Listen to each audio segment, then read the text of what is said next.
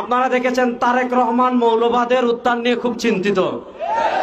আপনারা দেখেছেন বিএনপির মির্জা ফখরুল ইসলাম আলমগীর সাহেব দক্ষিণপন্থীদের উত্থান নিয়ে অনেক চিন্তিত।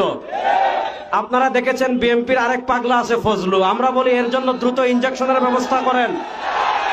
আওয়ামী লীগের টাকলা মুরাদ যেভাবে এই দেশে থাকতে পারে নাই, বিএনপি ফজলু যদি আলেমদেরকে নিয়ে বাড়াবাড়ি করে, আলেমরা তার দীপ্ত জবাব দেওয়ার জন্য 24 ঘন্টা প্রস্তুত আছেন। আমরা তারেক রহমান এবং বিএনপির কাছে জানতে চাই, মৌলবাদীদের নিয়ে আপনাদের এত চিন্তা, দক্ষিণপন্থীদের নিয়ে আপনাদের এত চিন্তা, ইসলামপন্থীদের নিয়ে আপনাদের এত চিন্তা, খুনিদেরকে নিয়ে আপনাদের এত চিন্তা নয় কেন? গত 1 বছরে আপনাদের কর্মীরা একজন আরেকজন 100 জনের বেশি কর্মীকে তারা খুন করে ফেলেছে। আমরা জানতে চাই, চাঁদাবাজদের নিয়ে আপনাদের এত চিন্তা নয় কেন? চোরদের নিয়ে আপনাদের এত চিন্তা নয় কেন? আপনাদের কর্মীরা বালু চুরি করে, সিলেটের পাথর চুরি করে।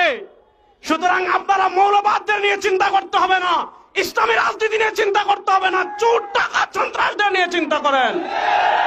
2 নম্বর আরেকটা কথা বলবো, 2024 সালের জুলাই আগস্টের গণবিপ্লবের মাধ্যমে আমরা ভারতের আধিপত্যবাদকে পরাজিত করেছি। বাংলাদেশে যদি বাম রাজনীতির নামে কেউ ভারতের দালালি করে, সেই ভারতের দালালদের হাত ভেঙে দেওয়ার জন্য প্রস্তুত আছেন। আপনারা দেখেছেন আমাদের বাংলাদেশের বরেণ্য 2 জন শিক্ষাবিদ, ডক্টর সরওয়ার এবং ডক্টর আসিফ মাহতাব উৎস, তারা এই উম্মার তন্ত্র প্রহরী, বাংলাদেশের সভ্যতার অন্যতম পাহারাদার।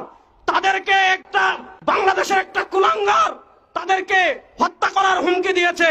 যে হত্যা করার হুমকি দিয়েছে তার পক্ষ নিয়ে এদেশের বামরা বিবৃতি দিচ্ছে। আমরা স্পষ্ট ভাষায় বলি, ডক্টর সরওয়ার এবং ডক্টর আসিফ মাহতাব এদেশে একা নয়, তার সাথে বাংলাদেশের সকল মুসলমান আছে। তাদের 100% যদি বাংলাদেশে কেউ বাঁকা করতে চায়, কিয়ামত হয়ে যাবে, কিয়ামত হয়ে যাবে।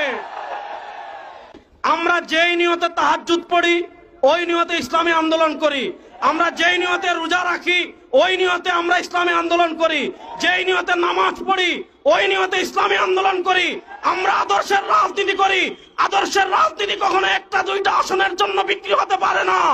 ইনশাআল্লাহ এবার যদি কেউ না থাকে বাংলাদেশে ইসলামের পতাকাকে বুলন্দ করার জন্য, কালেমার পতাকাকে বুলন্দ করার জন্য, বিশ্বাস জন্মনায় সৈনিকেরা প্রস্তুত আছেন না নয়?